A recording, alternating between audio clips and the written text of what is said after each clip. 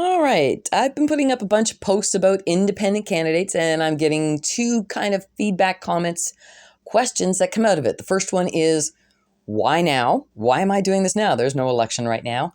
And the reason is because now is when we have to start. If this is going to work, independent candidates need to have their act together before an election is called. They have to have actually committed mentally to the process. They have actually had to research it, get their nomination forms, have everything in place so that when the writ is dropped and the election is called, they're already ready to go. They already have their volunteers in place. They're already like, boom, got it happening. Okay, so we have to have that done already. The second thing that I hear back all the time is the typical feedback is, there's no way an independent candidate is ever going to get elected on PEI. No way, not a chance. That would be true if we stick with the way we've been doing it, which is one or two candidates running.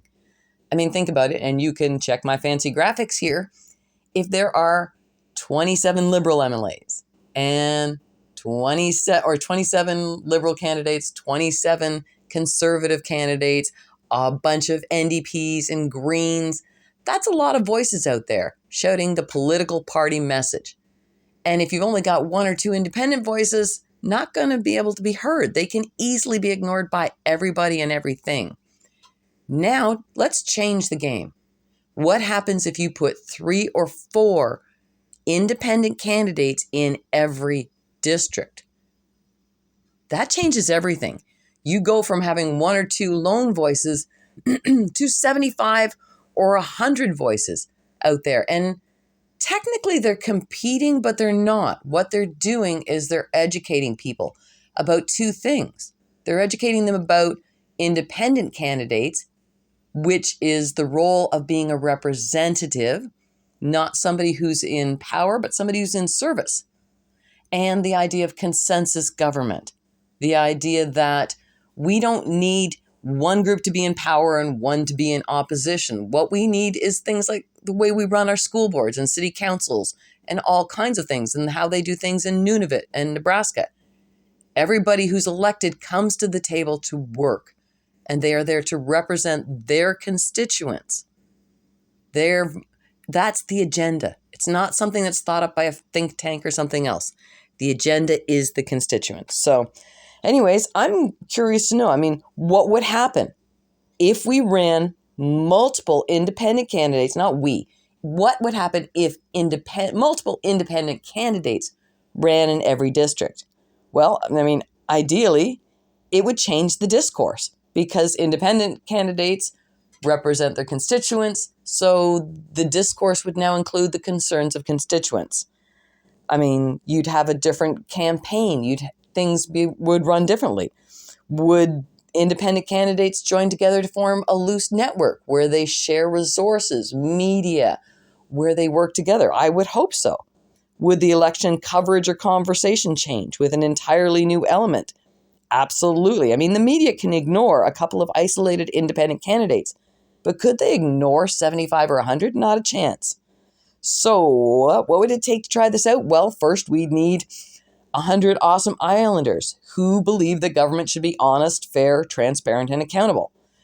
These groovy folks need to come without their own agendas. They need to be unbiased and neutral because they are there to represent their constituents' concerns, not govern, right? So that's really important. So we're looking for 100 people who believe the government should be fair, honest, transparent, and accountable, and who don't have their own agendas that they're bringing to the table. They're there to represent. Do these folks need lots of money? Absolutely not. It is a new world.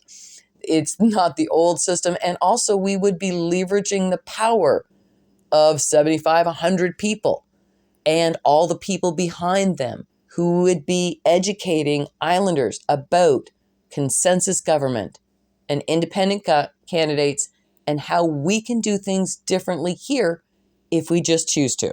So there you go. That's my message. Why now? Because you have to be ready. You can't wait until the election is called. You need to get your forms together. You need to get your people lined up. You need to know where your signatures are coming from.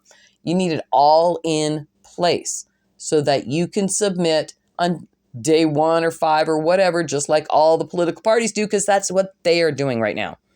And number 2, we need to be able to get that message out there. So anyways, be ready.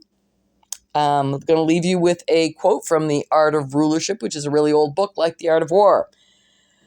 For one man, it is impossible to move the huge boulder, but for 100 men, it is no effort at all. So I'm curious, do we have 100 men and women on PEI who will move the huge boulder? Who's going to step up? Can we do this? Will you join the revolution? So, yeah, love y'all. It's going to be fun. Bye.